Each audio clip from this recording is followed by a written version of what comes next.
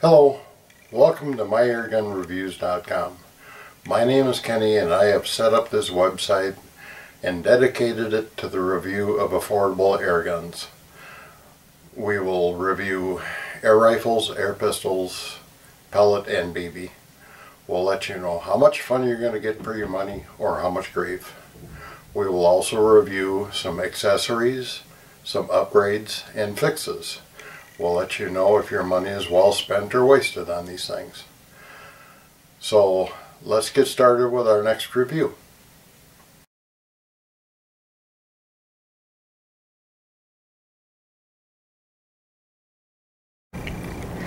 Welcome back everyone. Today we're going to be reviewing the Ruger Airhawk Elite by Umarex.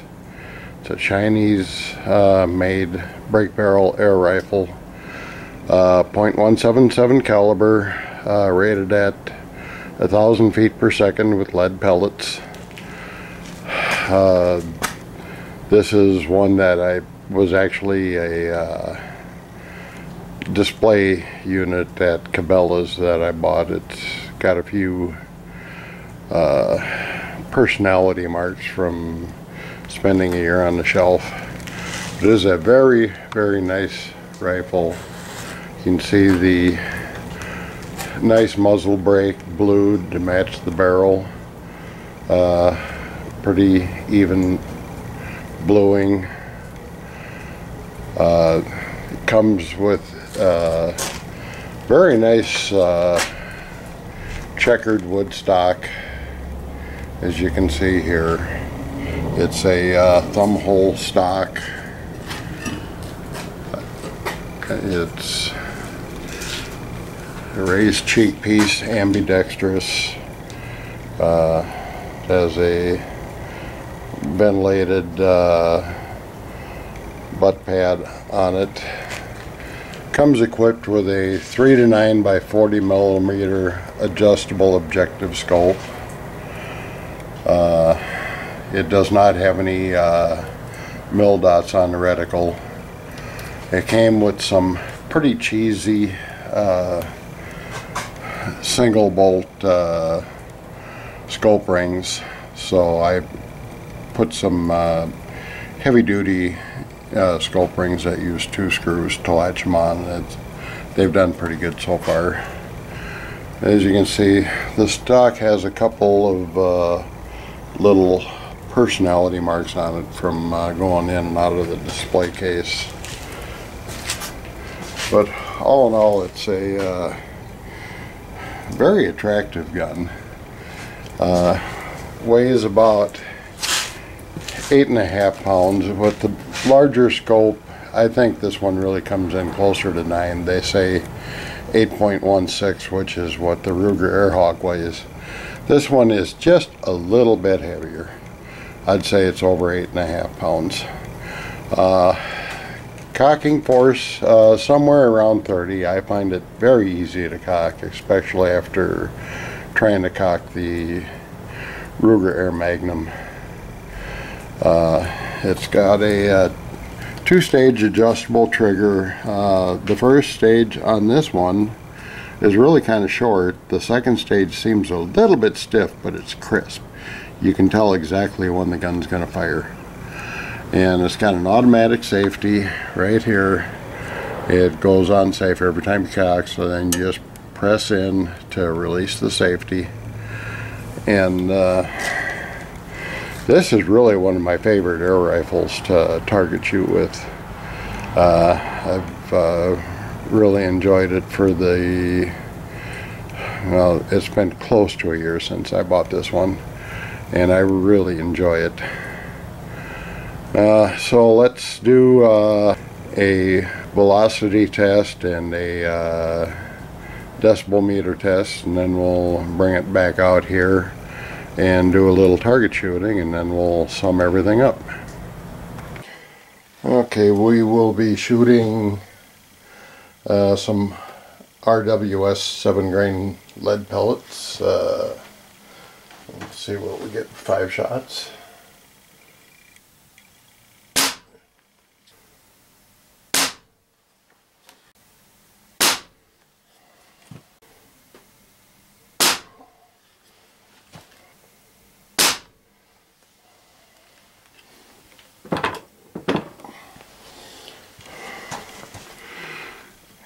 5 shots, 7 grains, low of 983.0, high of 988.6, average 985.5,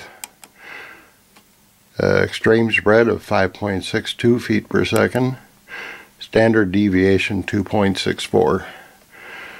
That's not too bad. Okay, we're going to be shooting at 20 meters, which is 62.5 feet. We will be shooting H&N Sport Barracuda 10.65 grain pellets.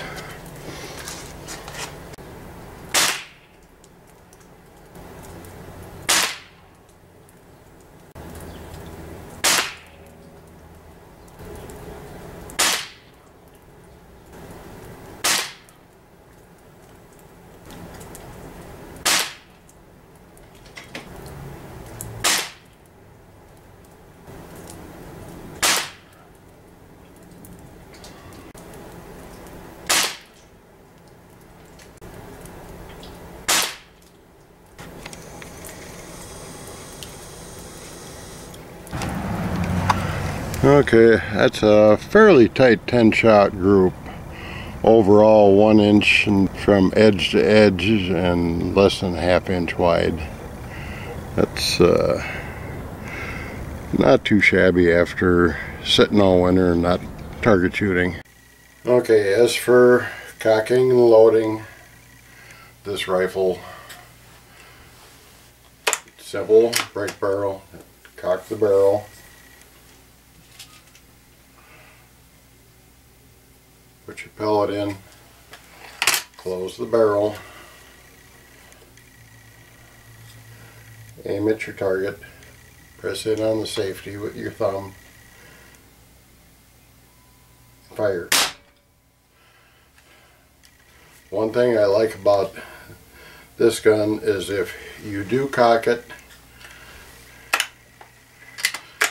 let's say you don't want to fire it, just open the barrel, hold the barrel with your hand firmly, press in on the safety, pull the trigger, and release the barrel slowly.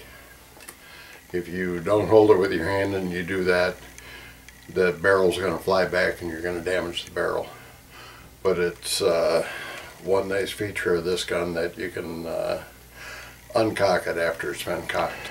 Okay, we've seen the rifle in action. It shoots a very nice pattern. It did not like anything but the heavier pellets. Using the 10.65 grain, we got a pretty nice pattern, and we also got 15¼ foot-pounds of muzzle energy, so that's pretty good for taking off predators with a 10.65 grain pellet. The scope works adequately. I was getting a blurry reticle, but you can see I've got the this adjustment turned out about 4 or 5 turns, and that made the reticle nice and clear, and clear sight picture at 9 power at 20 meters. So like I say, the scope is adequate. It does have a scope stop. The scope rings that come with it are pure junk. Throw them away. I think I paid $6.72 for this pair of heavy-duty scope rings on Amazon.com. I threw them on there, and the scope performs nicely. As you can see, it's got a very attractive stock, nice checkering on it, nice thumb hole grip. The rifle is on the heavy side, between 8.5 and 9 pounds. It's not like a Gammo that weighs 6 point some pounds, but it's got the feel of a real rifle. It's very accurate, very attractive, looks good in your gun case, and for probably an average of $179.95, it's a very nice rifle. You know, good enough scope for some decent hunting. You know, if you want, you can get a 4 to 16 scope for about $70 or $80 and put it on there, but you really don't need it with this. This is something you're going to shoot 20, 30, 40 yards, and this scope will do just fine. Power wise, you know, it's almost identical to the Ruger Airhawk, which we had almost identical feet per seconds with that one. Mechanically they are the same. Very smooth cocking rifle, easy to cock as you saw, and you know, with the scope that you get on it and the really nice stock, this gun is well worth the money, and like I said, it's one of my favorite target shooters. So and also I think it's a testament to the way it's built that this gun sat cocked on the shelf for maybe months and did not suffer spring fatigue. It's still shooting within 15 feet of 1,000 feet per second with 7-grain lead pellets. That's right where it's advertised. So it is a good rifle. I like the trigger. It's just a little bit stiff, but it's a really crisp second stage. You know exactly when the gun's going to fire. And that makes for some good target shooting. So thank you for watching this review.